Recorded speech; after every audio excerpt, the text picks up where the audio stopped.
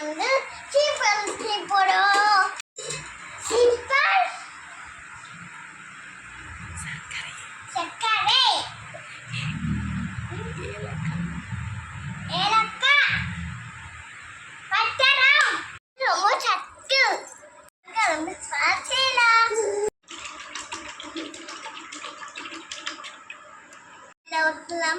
எல்லாம் உலமா